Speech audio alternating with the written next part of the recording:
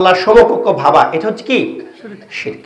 একটা নমুনা কোরআনুল কারীম আল্লাহ তাআলা বলেছেন সূরা আনকাবুতের 65 নম্বর আয়াত আল্লাহ তাআলা বলেছেন ফাইদা রাকিবু ফিল ফুলকি দাআউল্লাহ মুখলিসিনা লাহুদ্দিন ফালাম্মা নাজ্জাহুম ইলাল বাররি ইযা হুম ইউশরিকুন।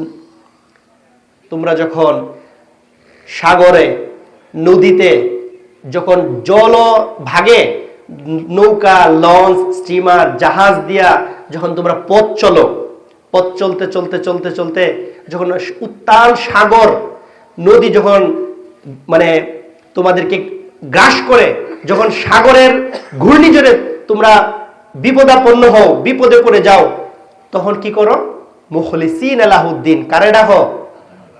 একটা মানুষ যখন সাগরে গিয়া বিপদে পড়ে যায়, ঘূর্ণিঝড়ের মধ্যে কবলে পড়ে অথবা উত্তাল জলরাশিতে সে যখন বিপদে পড়ে যায়, তখন মুখলিসিনা লাহুদ্দিন, তোমরা কাকে ডাকো?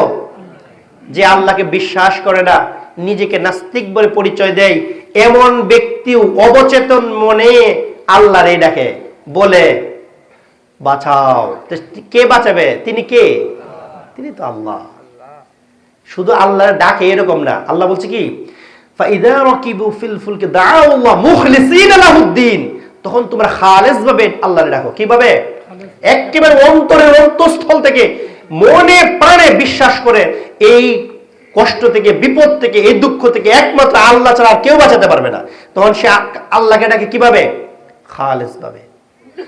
ফালাম্মা নাজ্জাহুম ইলাল বাররি, অতঃপর আল্লাহ তাআলা যখন এই কঠিন বিপদ মুসিবত থেকে উদ্ধার করে নদীর কিনারায় নিয়ে যায়, বাছায়, ইযা হুম ইউশরিকুন, ব্যক্তির সাথে সাথে নদীর কিনারে উঠেই বলে এই মাঝি না থাকলে মরা ছাড়া কোনো গতি আছে না।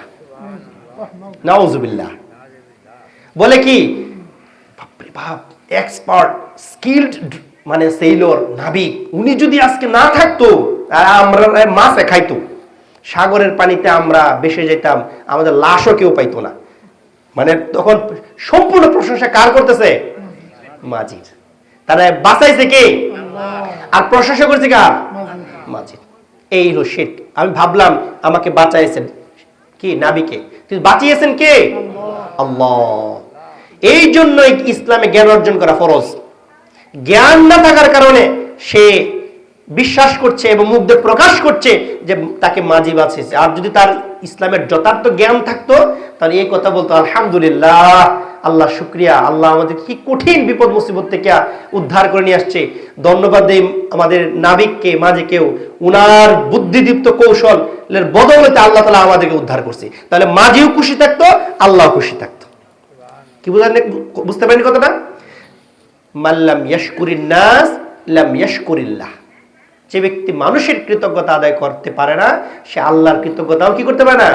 আদায় করতে পারে না। উনি আমার বিপদের সময় 2 লাখ টাকা দিয়ে সহযোগিতা করছে, এখন আমি উনার প্রশংসা না করে যদি কই আলহামদুলিল্লাহ, আল্লাহ আমার ব্যবস্থা করছে, আর উনারা ধন্যবাদ দিলেন, উনার মনটা একটু খারাপ লাগবে না?